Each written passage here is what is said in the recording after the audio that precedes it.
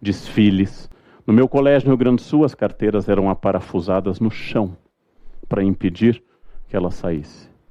Isto é uma estratégia de ordem imposta. E os professores mais antigos associavam ordem à produtividade, um grande equívoco.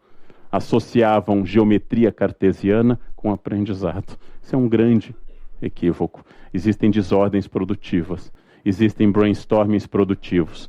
Eu vou dar um exemplo de uma das obras humanas mais antigas. Há quase 5.000 anos está no Egito, resistindo a todas as intempéries históricas, a grande pirâmide de Quéops, em Gizé. Ela foi feita por um faraó que empregou 100.000 pessoas, segundo Heródoto, por 20 anos, para que seu nome e sua imagem nunca fossem esquecidos. Primeiro detalhe irônico da história, não conhecemos pelo seu nome egípcio, Khofru, mas pelo seu nome grego, Quéops. E a única imagem que restou de Khofru é uma imagem de 7,5 centímetros no Museu do Cairo. O homem que mais lutou pela memória eterna tem uma imagem de 7,5 centímetros. Justin Bieber tem mais imagens do que o faraó da grande pirâmide. Gente, o grupo Calypso será mais eterno do que o faraó Khufu. 100.000 homens durante 20 anos garantiram a eternidade com pedras de até 80 toneladas. E o túmulo foi saqueado no mesmo ano da sua inauguração. E vocês acham que a casa de vocês é segura? 80 toneladas com pedras. E este homem desapareceu, seu rosto restou essa estatueta. Nós não podemos prever o futuro. Não podemos controlá-lo. Ele escapa ao nosso controle. Tudo é mudança. Independente da minha reação com a zona do conforto e com a estratégia de futuro, eu estou mudando neste momento. Para dizer uma coisa muito boa num dia de chuva, simpático, hoje à noite eu estarei um dia mais próximo da minha morte. É bom dizer isso, né? Simpático, é uma coisa que anima, especialmente eu vou pegar 2 aviões hoje, então estarei um pouco mais próximo da minha morte. Absolutamente a mudança é a realidade tão forte, o tempo é tão poderoso, que ele excede até a consciência, já que o tempo atua sobre pedras, sobre plantas que não têm consciência. O tempo atua sobre tudo, corrói até colunas de mármore, diz o Padre Vieira, quanto mais nós, corações de cera. O tempo corrói tudo. Estamos em mudança permanente. Então a grande questão é que, independente da minha vontade, a mudança ocorre. Não há repetição regular de nada, absolutamente de nada. Tudo tende à mudança, renovação e destruição numa dialética constante. Sabemos que a mudança é difícil e que não mudar é fatal. Sabemos que há dores na mudança, mas que a não mudança é fatal. E neste mundo líquido, na definição do Bauman, nós estamos sempre com aquela ideia de que seria bom que as coisas fossem como eram. Durante, acredito, 20 anos na minha família, a ceia de Natal teve os mesmos pratos.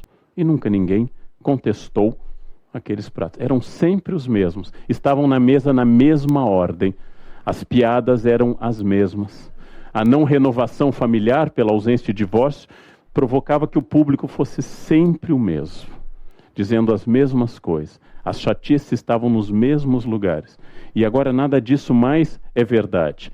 Pegando a imagem de Matisse sobre... Existem 2 lugares, São Petersburgo e Nova York.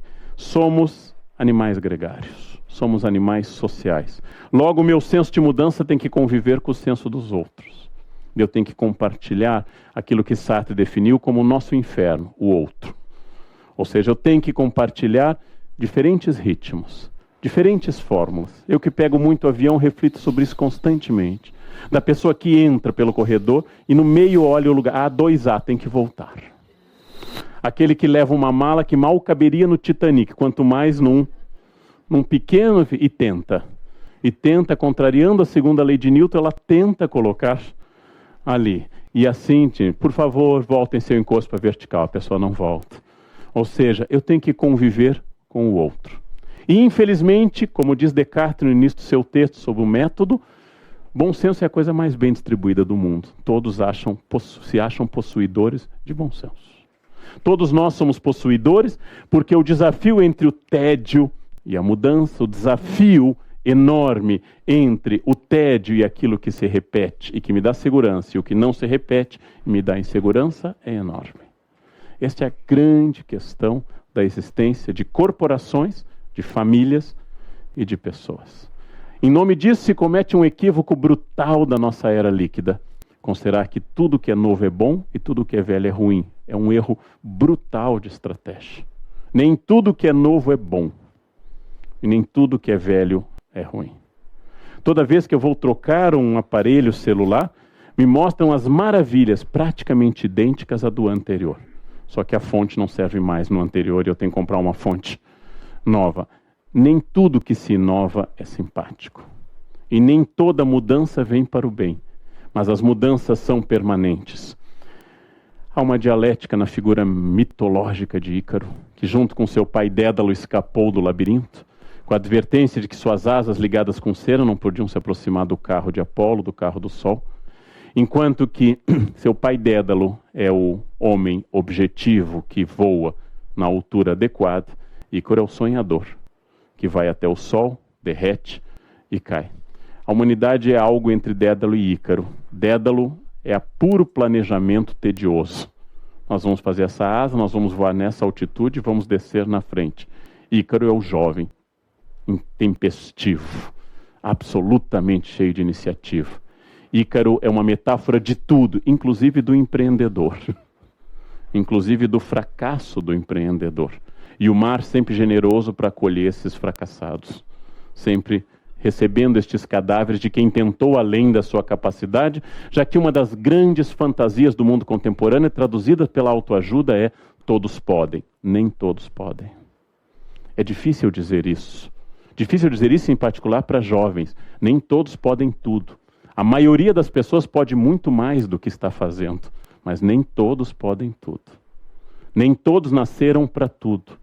Às vezes um pai me dizia na escola, meu filho tem baixa autoestima. Eu pensava, não é baixa autoestima, é que ele é ruim mesmo. Ele tem senso de realidade.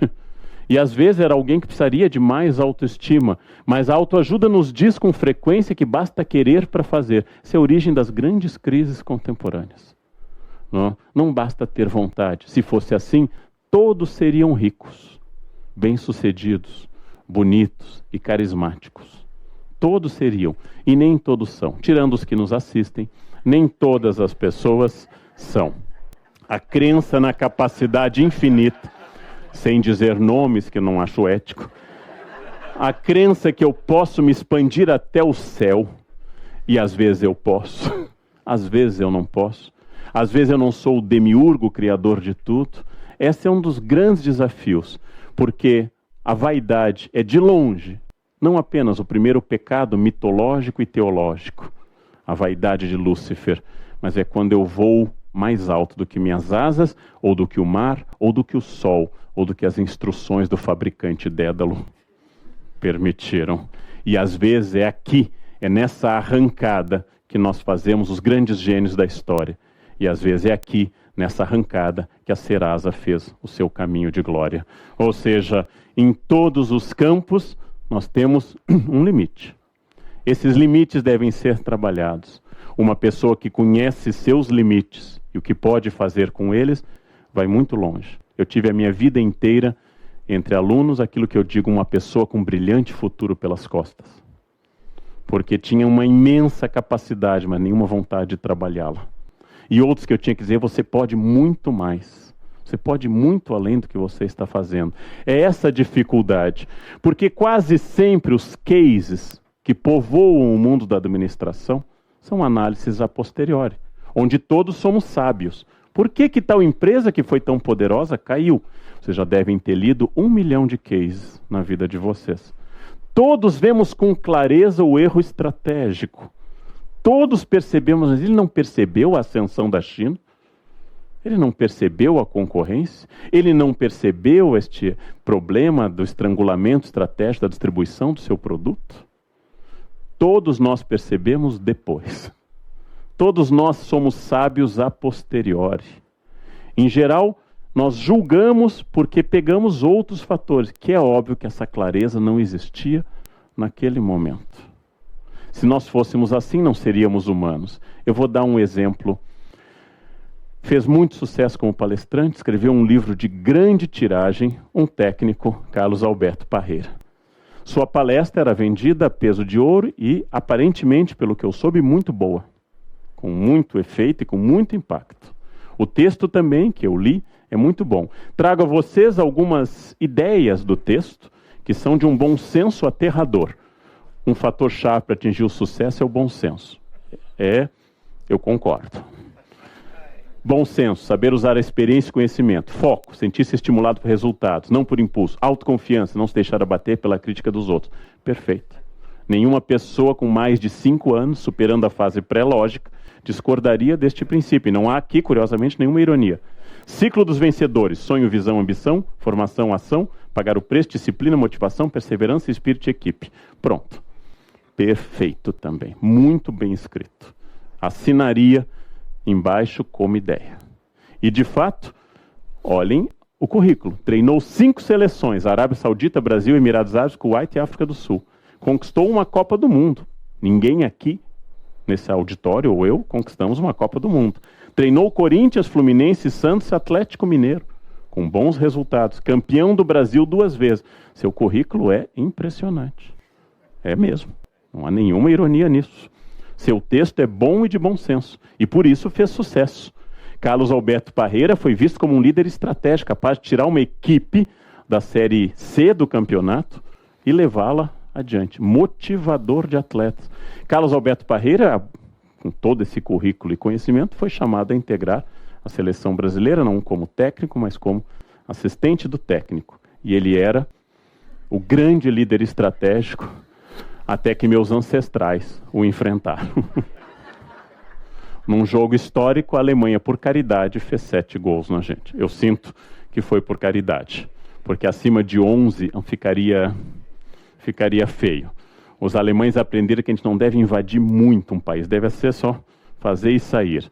Depois do 7-1, Carlos Alberto Parreira, seu chefe escolar, a CBF e todos mais, tiveram que pensar, onde estão os líderes estratégicos?